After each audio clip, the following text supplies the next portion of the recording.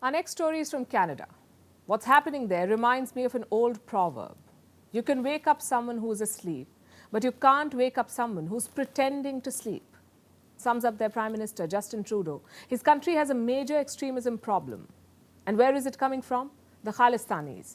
Many of these Indian separatists have settled in Canada. After all, what's not to like? Lots of jobs, good enough pay, and the license to peddle extremism. India has repeatedly asked Trudeau to crack down on Khalistanis, to round up those wanted in India or to cut off their funding. But every time, he's refused to do so. This week was no different. Justin Trudeau was asked a very specific question about Khalistanis. The reporter pointed out two instances. One was this controversial float. It shows the assassination of Indira Gandhi. The second was this poster. It's for a Khalistan freedom rally on Saturday. It says, "Kill India." Now, the question to Trudeau was quite simple. India is saying you're dragging your feet on terrorism. What is your response? Listen to his answer. Canada has always taken extremely seriously violence and threats of violence. We've always taken serious action against terrorism, and we always will. We have an extremely diverse country, and freedom of expression is something that we have. But we will always make sure that we are pushing back against violence and extremism in all its forms. He's way off the mark. Trudeau thinks this is about freedom of expression. Let's put that to the test. In March, a mob of Khalistanis attacked Indian Canadians in Surrey. At least 3 people were injured. The same month, India's High Commission was attacked. Reports say 2 grenades were thrown at the building. Last month, this float appeared in Brampton.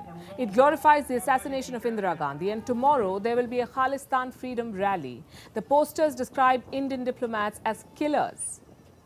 These are all incidents in the last 3 months. I could give you more examples of temples vandalized, of Indian Canadians assaulted and threatened. How do these incidents count as freedom of expression?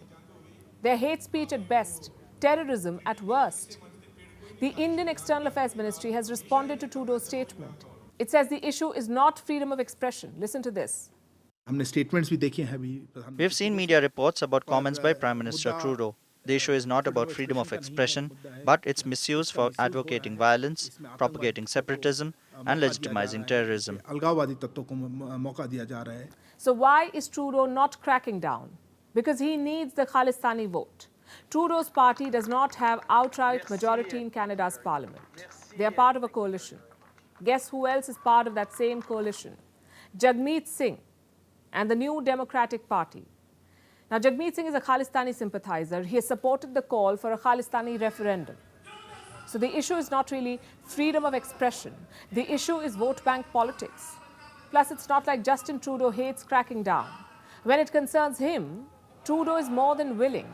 And I'll show you 2 instances. Last year, a man in Ontario was sentenced to 2 months of house arrest. His crime? He carried a poster that showed a hangman with Justin Trudeau. Another person was given 90 days of house arrest and 12 months of probation. And what did he do? He threw stones at Justin Trudeau's house.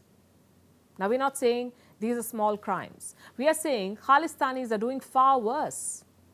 You're putting people in jail for posters that threaten Trudeau, but a float that glorifies an Indian leader's assassination is freedom of speech. You're arresting protesters who throw stones, but throwing grenades and storming high commissions is freedom of expression. This double standard will not serve Canada well. It's almost like a well-planned campaign.